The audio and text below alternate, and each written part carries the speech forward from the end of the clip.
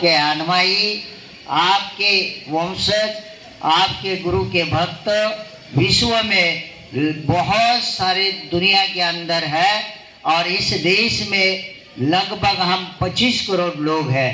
25 करोड़ लोगों की भाषा अन्य अन्य स्टेटों में अलग होती है, कल्चर अलग है, संस्कार अलग है और वहाँ के रहन सहन खान पीन अलग है। लेकिन आपको पता ये होना चाहिए, सदगुरु रविदास महाराज जी के अन्य नाम है, जैसे रैदास कहा जाता है, जैसे रोहिदास कहा जाता है, जैसे अन्य नामों से गुरु रविदास को जैसे पुकारा जाता है, तो अन्य नामों से गुरु रविदास अलग अलग नहीं है।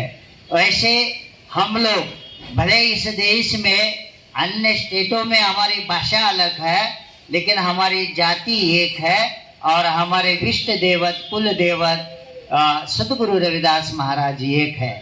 हमारे रविदास वंश के अंदर बहुत सारे संत पैदा हुए हजारों सालों से, लेकिन हमारा उद्धार नहीं हुआ। उसका कारण है कि रविदास वंश के कुल के अंदर ऐसा कोई महापुरुष पैदा नहीं हुआ था कि भाई उनके कारण हमारा उद्धार हो। लेकिन जब सदगुरु रविदास महाराज जी का काशी बनारस में जन्म होता है और उन्होंने इस व्यवस्था के बारे में समझाने का काम किया, पहला तो उन्होंने ज्ञान प्राप्त किया। उन्होंने कहा ज्ञान कारण कर ले अभ्यास, ज्ञान भया तो कर्मे नाश। जैसे कि आप लोग कोई मनोकामना रखते हैं या त्योहार रखते हैं, त्योहार इसलिए रखते हैं कि कुछ ना कुछ उसके पीछे आपकी आस होती है। आस के कारण उस परमात्मा के साथ आप उसके लिए वो मनोकामना रखते हैं, लेकिन जब वो काम होने के बाद आप बाद में वो मनोकामना नहीं रखते हैं। वैसे सदगुरु रविदास जी ने कहा ज्ञान कारण कर ले अभ्यास, ज्ञान भया तो कर्मे नाश। तो उसका अर्थ ये है कि सदगुरु रविदास जी ने इस व्यवस्था को समझने के लिए परमात्मा के साथ अपना रिश्ता जोड़ने का काम किया। तो जोड़ने का काम जब उन्होंने किया, जब उनको नाना प्रकार की पूजा पाठ करते हुए उनके अंदर ज्ञान प्राप्त हुआ और ज्ञान प्राप्त होने के बाद सदगुरु रविदास जी ने समझाने का संसार के लोगों को काम किया। आपको ये पता होना जरूरी है, सदगुरु रविदास जी जरूर हमारे विष्ट देवत है, हमारे कुल देवत है, लेकिन उन्होंने रविदास वंश के लोगों के लिए सिर्फ ज्ञान नहीं बांटा है, संसार के पूरे जीवों के लिए उन्होंने ये ज्ञान बांटने का काम किया है। इस व्यवस्था में सदगुरु रविदास जी ने बहुत निचोड़ निकाल कर ईश्वर के बारे में प्राप्ति करने का काम किया और उसके ऊपर उन्होंने समझाने का काम किया। तो सदगुरु रविदास जी को क्या समझाना है, ये आज हम लोगों को बहुत गहराई से समझने की जरूरत है। सदगुरु रविदास जी आज हमें ये दिशा क्यों दे रहे हैं कि भाई मन चंगा तो कटोटी में गंगा।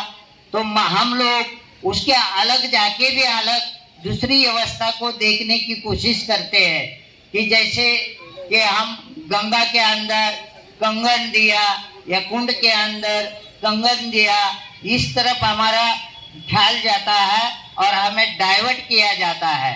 लेकिन सदगुरु रविदास जी का कहना ये धोवा जो है मन चंगा तो कटोटी में गंगा, ये सिर्फ हमारे इस पीढ़ के लिए, इस शरीर के लिए, ये जो हमें जीवन मिला है, इस जीवन के अंदर हमें सबसे पहला अगर हमारा अच्छा करने वाला मार्ग होता है तो वो जो ताकत है, वो जो शक्ति है, वो मन की शक्ति है।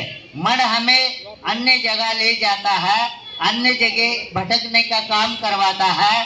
तो गुरु रविदास जी ने कहा कि भाई मन को आप पवित्र बना लो, मन को आप स्वच्छ बना लो।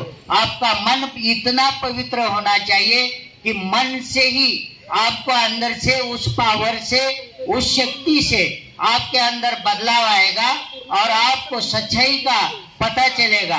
अगर आप सच्चाई का पता नहीं चलेगा तो जीवन में हम लोग हजारों पीढ़ियों से आए हैं, हजारों पीढ़ी आगे भटकते रहेंगे।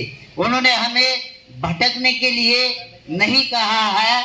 अगर ये पिंड है, जो ब्रह्मांड में जो शक्ति है, जो 5 तत्व है, 5 तत्व पूरे संसार को, विश्व को, सारे जीवों को जो तारने वाली जो ऊर्जा है, उस ऊर्जा को सदगुरु रविदास जी ने जाना, पहचाना और उस शक्ति को उन्होंने परमात्मा माना।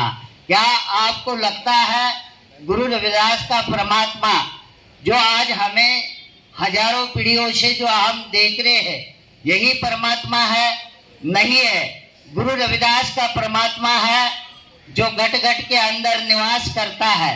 उन्होंने कहा, मेरा राम दशरथ का पुत्र नहीं है, मेरा राम घट घट में निवास करता है, अखंड विश्वव्यापी है। मेरा राम पूरे घट के अंदर जब निवास करता है तो उसकी जो सीमा उनके पास ऐसी नहीं कि किसी मंदिर में उस परमात्मा को बिठाया जाए, किसी प्रार्थना स्थल में उस परमात्मा को बिठाया जाए।